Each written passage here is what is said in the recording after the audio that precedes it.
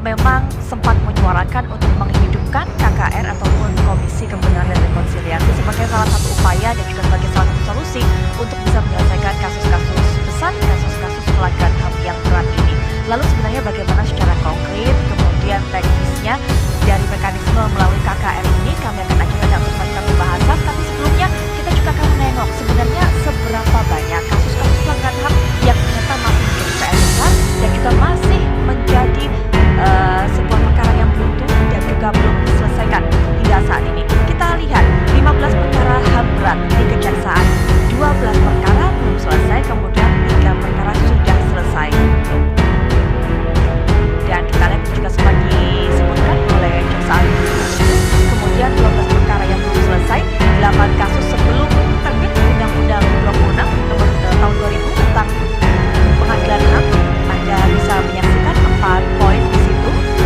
Kemudian juga setelah itu termasuk dalamnya adalah peristiwa penculikan 1998, dan juga ada peristiwa Semanggi, peristiwa Sakti, dan juga peristiwa penembakan misterius. Selanjutnya kita juga melihat inilah dia 12 perkara yang belum selesai, 8 kasus sebelum terbit Undang-Undang nomor 26 tahun 2000 tentang pengadilan HAM. Yang kelima adalah peristiwa Talang Sari, peristiwa Simpang KKA, kemudian peristiwa Rumah Gedong, dan juga peristiwa Dukun Santet. Baik, pemirsa kita memberikan informasi lebih lanjut mengenai hal ini dari kampus Kejaksaan Agung yaitu Bapak Lutfi. Selamat malam Pak Lutfi. Selamat malam. Ya, Pak Lutfi, jadi saat ini terkait berita yang sudah sempat kami bahas di awal di Mas Sumber, termasuk juga bentuk koordinasi yang dilakukan pihak kejaksaan dengan pihak Komnas HAM. Bisa diceritakan juga sejauh apa? Oke Mbak, Assalamualaikum warahmatullahi wabarakatuh. Selamat malam juga Pak Damani, Pak Mukyat, dan Pak Malam. Pak Putri bersama ini mungkin yang karena kan sudah mengikuti tadi pembicaraan Pak Mukyat pada dari Pak Malam. Memang benar bahwa saat ini berkas perkara terkait dengan dugaan peristiwa pelanggaran HAM berat masa lalu yang ada di Kejaksaan Agung adalah sebanyak 12. Yang tadi sudah dijelaskan bahwa 1 sampai angka 9 itu adalah peristiwa yang terjadi sebelum adanya Undang-Undang nomor 26 tahun 2000.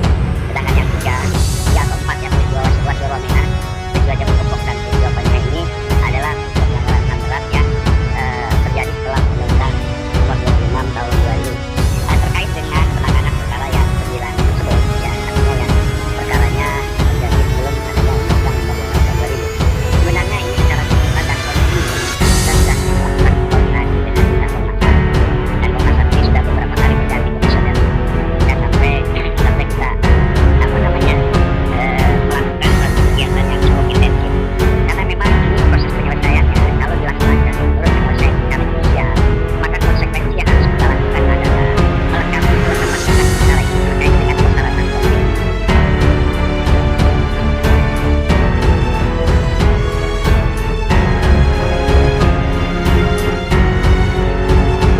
Pada dasarnya, banyak sekali cara yang dapat dilakukan untuk menangani kasus pelanggaran hak asasi manusia yang terjadi di Indonesia. Nah, di sini mungkin saya dapat berikan beberapa tanggapan yang dapat dilakukan untuk menangani kasus pelanggaran hak asasi manusia yang ada di Indonesia. Yang pertama yaitu mensupresi hukum dan demokrasi harus ditegakkan dengan sebenar-benarnya.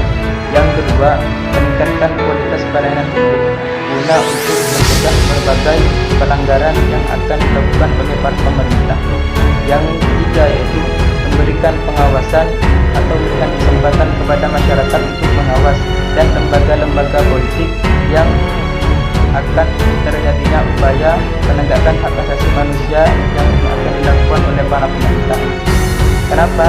Karena untuk mencegah terjadinya hal-hal yang tak diinginkan ke depannya, agar tidak adanya yang namanya fitnah dan saling mencurigai antara rakyat dan pemerintah.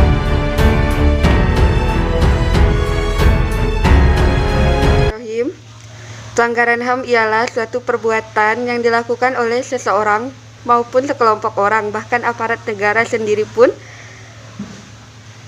baik sengaja maupun tidak sengaja, atau kelalaian mereka yang secara hukum mengurangi HAM yang sudah dijamin oleh undang-undang. Pelanggaran HAM bukanlah hal yang paling asing di berbagai negara. Kasus pelanggaran HAM pun, baik yang ringan maupun yang berat, sering terjadi di berbagai negara manapun, bukan hanya di Indonesia. Pelanggaran HAM ini membuat resah warga negara. Bahkan penyelesaian kasusnya pelanggaran HAM ini pun menjadi sorotan publik karena hal ini berkaitan dengan kredibilitas lembaga negara Indonesia dalam menegakkan keadilan terhadap warga negaranya.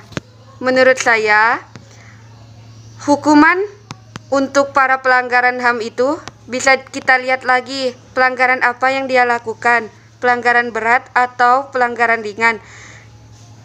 Seperti salah satu contoh, pelanggaran ringan yang dilakukan oleh para pelanggar HAM itu seperti pencurian, pemerkosaan, itu biasanya dihukumi, dicobloskan ke dalam penjara selama beberapa tahun, paling sedikitnya itu 5 tahun, dan kadang ada yang sampai dihukumi mati.